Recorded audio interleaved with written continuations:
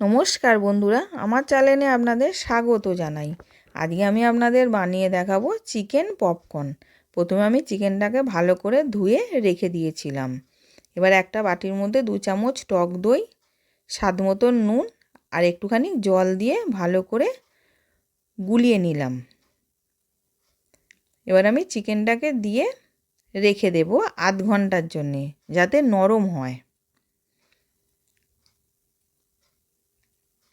এবার আমি একটা মিক্সিং জারে কিছু মশলা করব।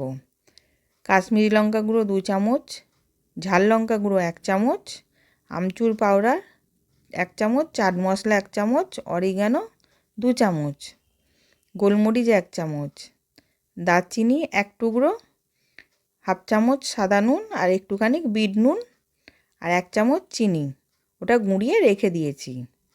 এবার একটা বাটির মধ্যে আদা রসুন পেস্ট 1 চামচ, 1 চামচ তেল আর একটা ডিম আর ওই মশলাটা দিলাম 1 চামচ আর 2 চামচ কর্নফ্লাওয়ার দিয়ে ভালো করে গুলিয়ে নেব,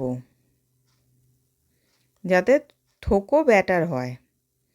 এবার আমি মাংসটাকে চিপে ওই ব্যাটারটার মধ্যে মাখিয়ে রেখে দেব। এবার ওইদিকে আমি একটা ময়দার কোট করব। ময়দা নিলাম, বিট নুন নিলাম, গোলমরিচ আর ওই মশলাটা দিয়ে ভালো করে মিশিয়ে নিলাম। এবার আমি চিকেনগুলো তুলে কোট করে নেব। প্রথমে একটা কোট করে নেব আর একটা বাটির মধ্যে ফ্রিজের ঠান্ডা জল নিয়েছি।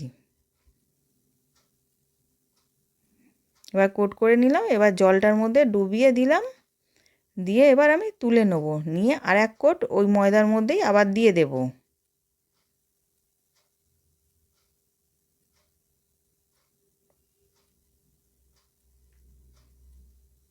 দিয়ে ভালো করে চিপে চিপে নেব।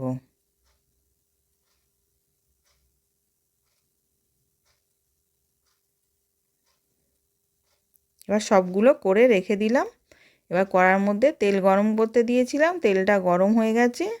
আমি চিকেনগুলোকে সব দিয়ে দিলাম, দিয়ে উল্টে পাল্টে ভেজে নিচ্ছি।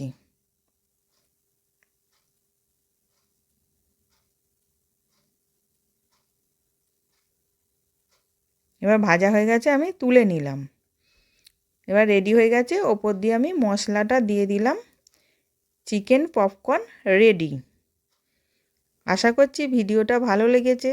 আমি হাজির হব আর এক নতুন রেসিপির সাথে।